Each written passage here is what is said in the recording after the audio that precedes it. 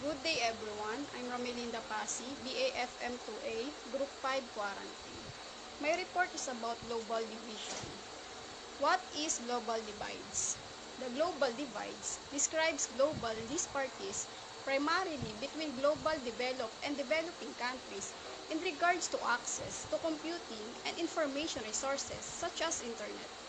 The global digital device. What is global digital device?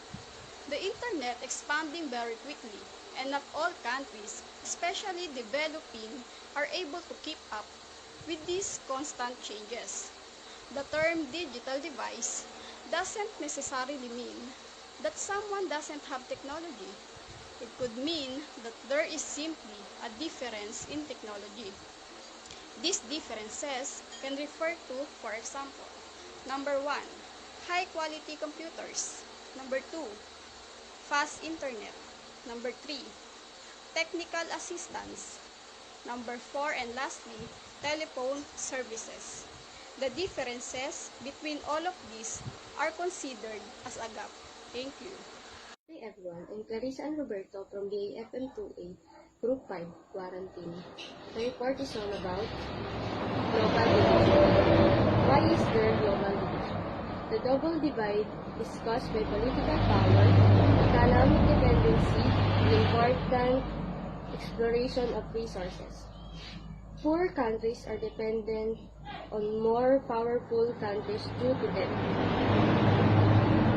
Foreign aid and domination by the more powerful governments using economic and cultural influences. I'm Jenilyn Pantola from BAFM-2A.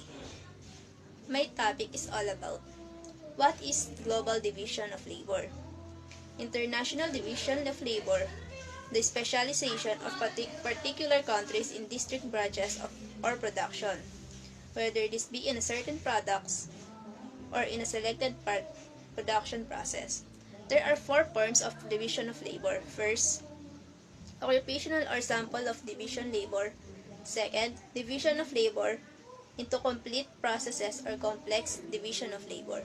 And third, division of labor into sub-processes or incomplete processes, advertisement.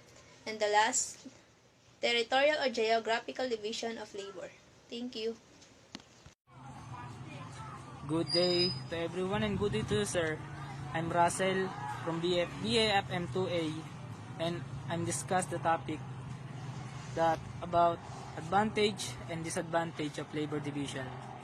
So let's get started. The first is higher productivity.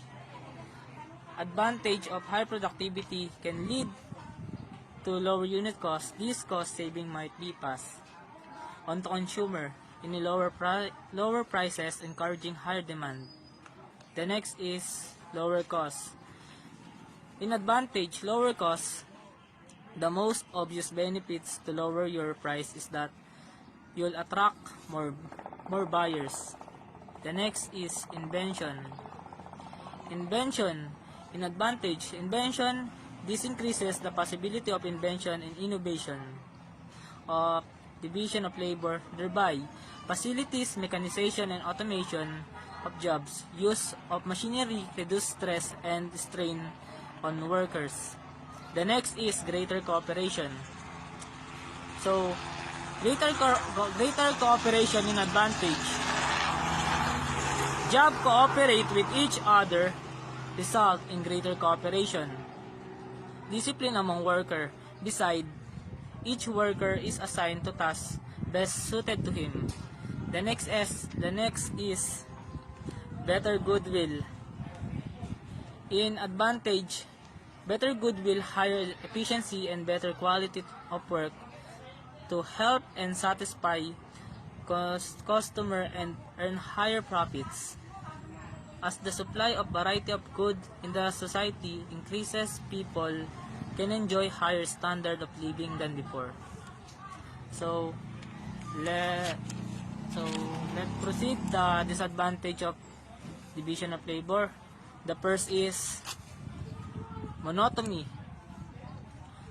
Monotony is one of the disadvantage of division of labor. So what is monotony? In disadvantage of monotony, A worker has to do the same work again and again, and he start losing interest and pleasure in the work.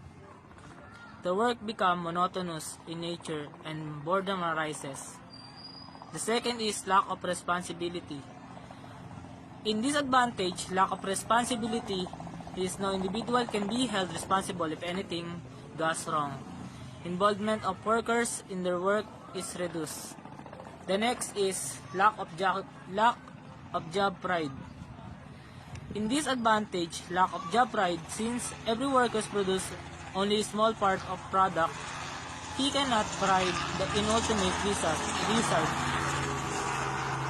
Loss of sense satisfaction reduce the environment of employees. The next is greater independence. So what is greater independence in disadvantage? Job work process and industry become increasing independence due to division of labor.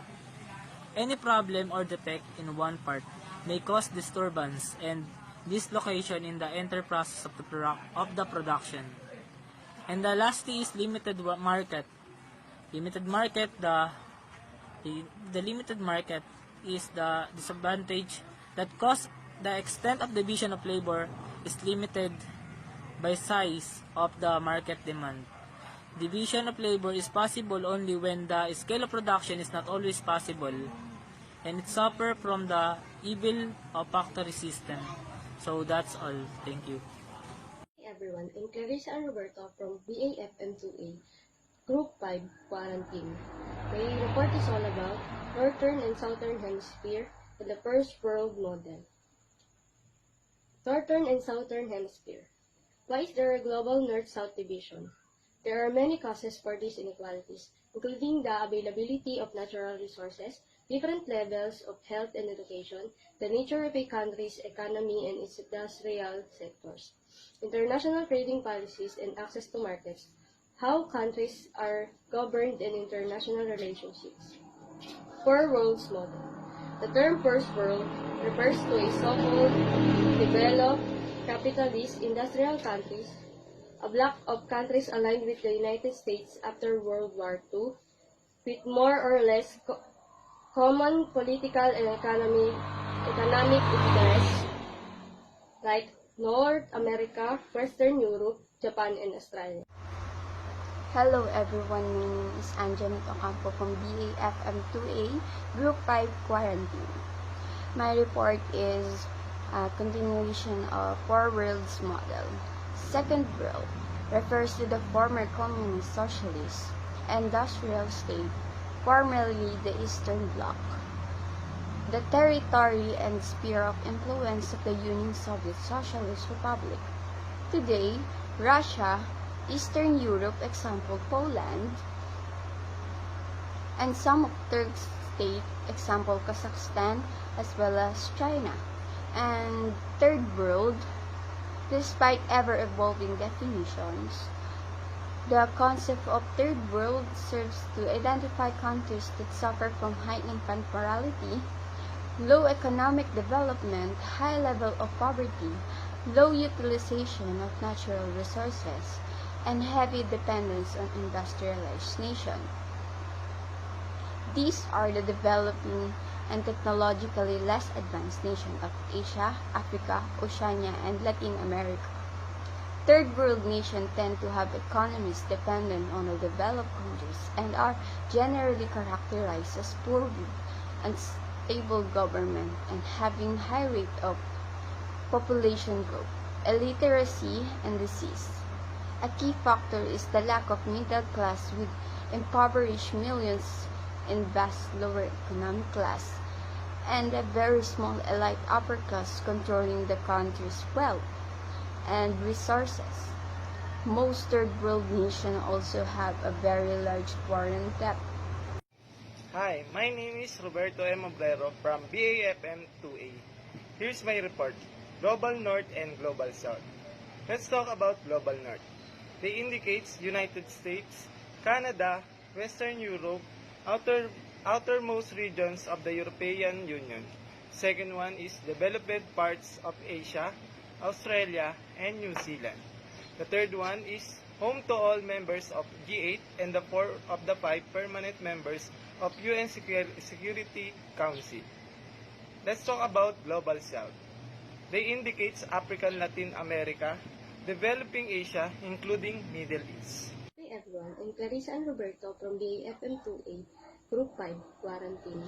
The report is all about global division. Why is there global division? The global divide is caused by political power, economic dependency, and important exploration of resources. Poor countries are dependent on more powerful countries due to debt. Foreign aid and domination by the more powerful governments using economic and cultural influences.